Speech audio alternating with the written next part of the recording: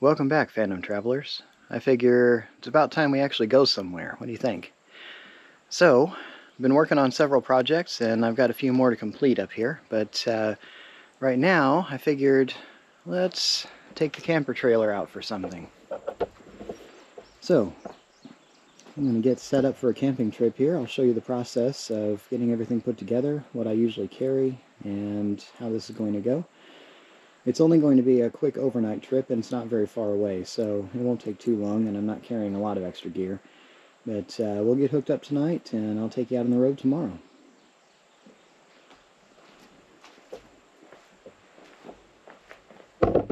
Here so you can see. There we go.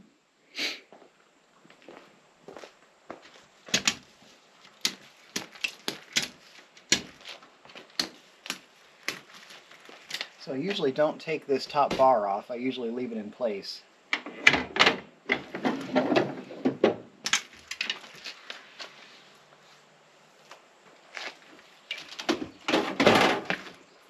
the ladder out of the way.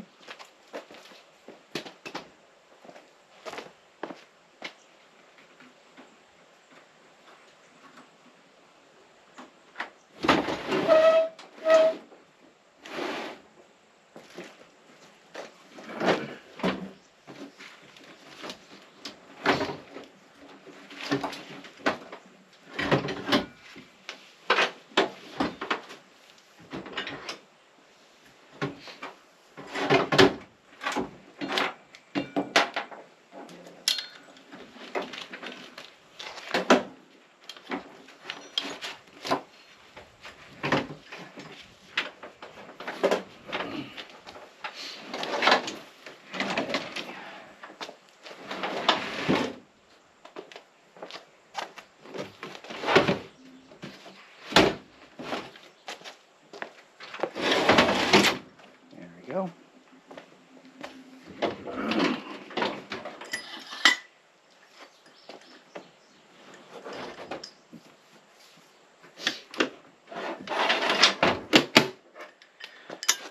So I got these little guys. These are just some stabilizer jacks. I think they're designed to be used under a slide out on a camper. But got them so I can put them under the rear corners of this, just because this does shake a little bit. When you get it in a strong enough wind, especially with the tent set up, it can be a bit of a problem. So we'll take these along and see how they do.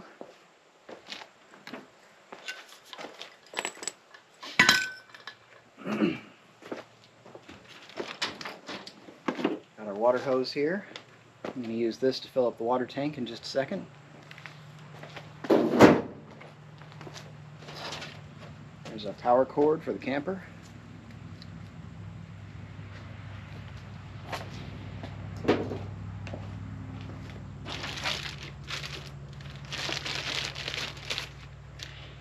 These I don't need just yet, but these are some Y connectors for the solar.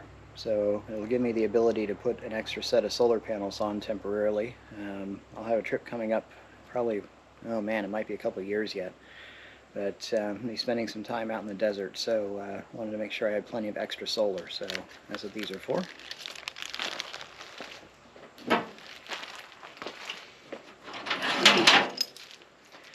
These cables are for the counter space that I set up on the side of the trailer. So I'll show you what that looks like when we're in our camping spot. And we'll get things set up over there.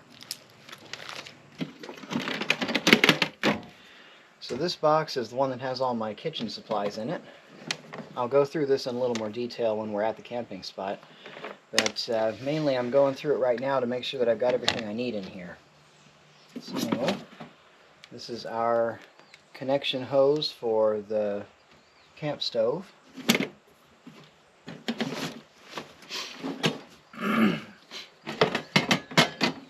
Got some supplies, but it looks like I need an extension hose, and I'm going to need my lighter as well.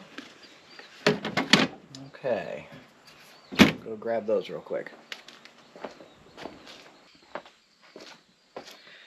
So I'm going to add a few odds and ends to this that I didn't take along last time. These are a portable fire pit and grill setup, as well as a charcoal chimney that I can use. So I'm going to try doing some grilling this time. I didn't do that last time around. There we go. And over here,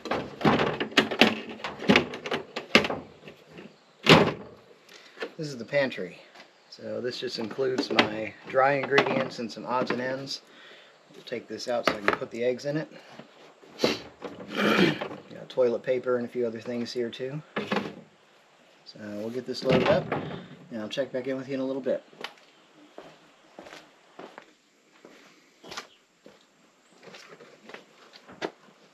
This is my camp stove. It's nice and thin. Stands up really well up in between these two. So this is called the Pinnacle Pro. It's a startup I purchased from GSI Outdoors. So I'm not affiliated with them in any way, but I have found this product to be a pretty nice one. I was looking for a camp stove that folded up really small and light, and I could put it in pretty much anywhere I wanted it. So this one does the job. So I'll show you what it looks like when we get to camp, and we'll cook some breakfast on it. This is our 3-axis connector. So trying to fit it onto this particular vehicle was a little bit difficult, so I ended up with this rise and drop channel that I was able to put this into. So it sits pretty high on this one, but what that does allow me to do is take this piece off and put it on a different hitch for some of my other vehicles that are lifted a little higher than this. So the way this works, right here you've got a pivot that allows this whole section to twist side to side. Right here, where this piece comes together, it allows it to tip front to back. I know it's pitch, roll, and yaw, but I'm not really good with those terms, so I'm just going to have to describe it as best I can. And then here you've got your side-to-side swing ability. So it's a 3-axis that really does allow the trailer to move nicely against the back of the vehicle. And even when I'm pulling on washboarded roads or over bumpy terrain, it really doesn't do much, even considering the fact that the Grand Cherokee is a unibody design, so all of the jarring that goes through this hitch goes straight into the body system that you can then hear really easily inside. So it's a nice pulling system and allows a lot of mobility. Over here, let's set this down. Here's the tongue jack that I've got. So this one was the one that was designed in Australia. Really heavy duty. So we line the wheel up at 90 degrees and lock it in. Take that out. I'm going to pull this pin out here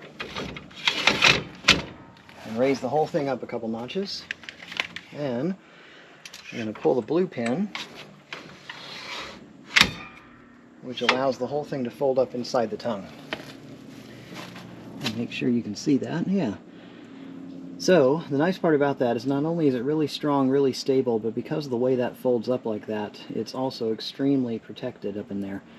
Because of the way I built the tongue, it would contact the U-channel first before anything ever came into contact with that tongue jack.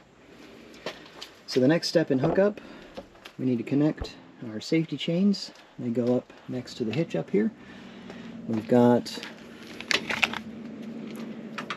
our safety disconnect. This would engage the brakes if the two vehicles ever became disconnected.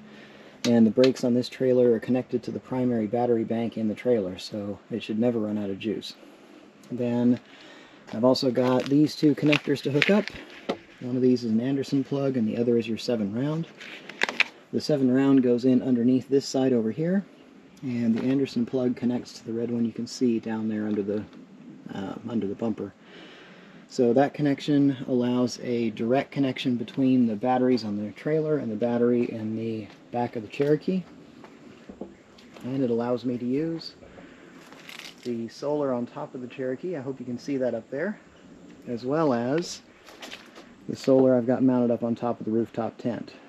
So I've got 175 up here and 160 up here, plus another 50 that gives me maybe a few watts here and there down in this position. So 3 batteries, all of them deep cycle gel cell, and then 2 solar panels. It does a really good job of keeping the power where I want it. So the other thing I have to pay attention to, I showed you on a previous video, this is my parking brake. So down here is locked and up is free spool. So I want to make sure that that's up in position when I'm ready to move. So let me get these connected and I'll show you what it looks like when it's done. And we're connected and ready to go. So you cross your chains underneath, helps support the tongue and also allows more mobility side to side for the trailer without the chains binding. Yes, I know these chains are really long, but I wanted to put them pretty far back on the tongue when I did that. So that's why they have that length. And then over here we have our trailer lights connected here. Our primary power connected over there. We've got our safety disconnect down here. And everything is ready to go. All pins are in place. Brakes are off. Tongue jack is up. So now what I want to do is test the lights. Let's set you back here.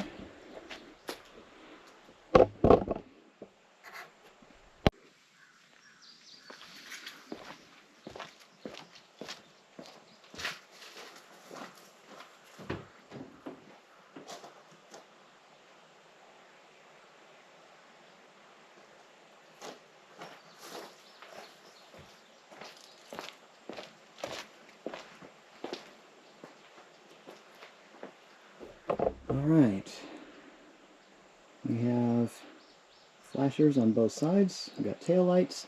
Let's move over here, make sure the clearance lights are all hooked up. Okay, got good lighting on this side.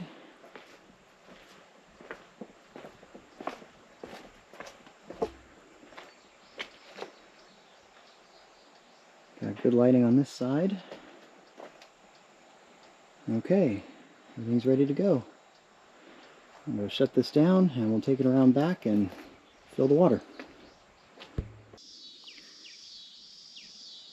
So, when you're filling a potable water source, I don't have filters on the trailer. One of these days I'll put them on, but for now I need to fill the tank with fresh water. So I'm filling from my spigot here on the back of the house using a white hose. So these are designed for drinking water. Now, yes, I know, a lot of us grew up drinking out of pretty much anything we could find, so that's definitely a thing. But if you want to truly keep it clean, use a white hose, and when you store it, make sure that your 2 ends are threaded together so you don't get insects or other things finding a home up inside the hose. So, right here in the front, next to my shore power connection, which I won't be using this time around, is the entry point for the water supply. So, let's go over here, turn this on. There we go. Okay.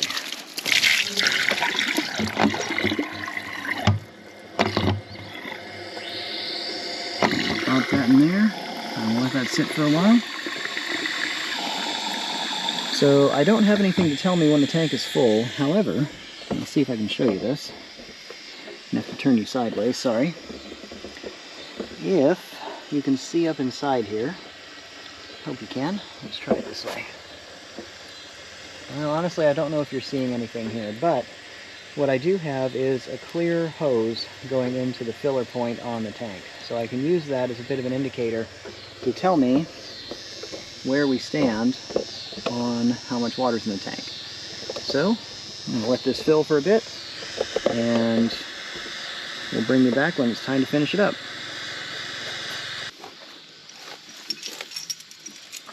Alright, so I'm still filling the water tank, but I like to run some water out of the spigot here just to make sure all the plumbing is clean every time I do it. So I try to run some water out of it. Wrong one. I try to run some water out of it after each use, and I do empty the tank through this position. There we go. Got it.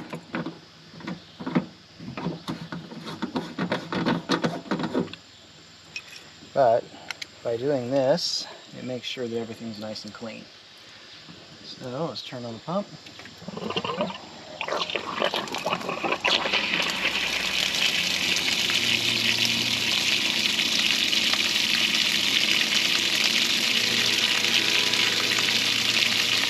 Run some water through.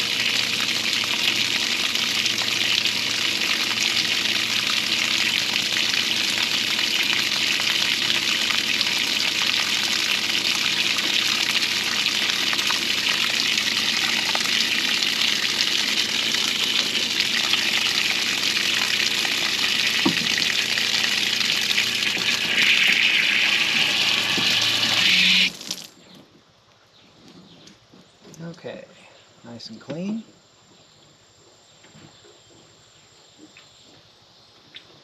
No leaks.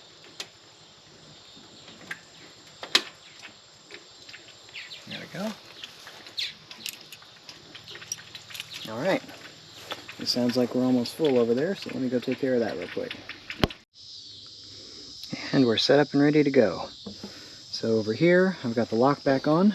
So this is just to keep honest people honest. It also helps keep the spigot clean. So since this is on the outside of the trailer, if I'm driving through mud or dirt or other things, and I happen to spray the side of the trailer with something, this keeps my water supply from getting too contaminated.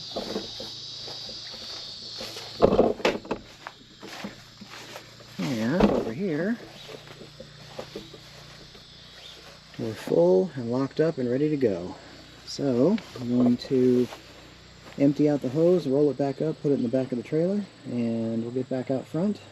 And I think the only other thing I've got, I'm going to be grilling some steaks for dinner. So those are currently defrosting on my counter inside. I need to make sure to drop them in the cooler before I go. So let's get things set up. And I'll see you tomorrow, and we'll be on our way. So stay safe out there, and I'll see you over the next horizon.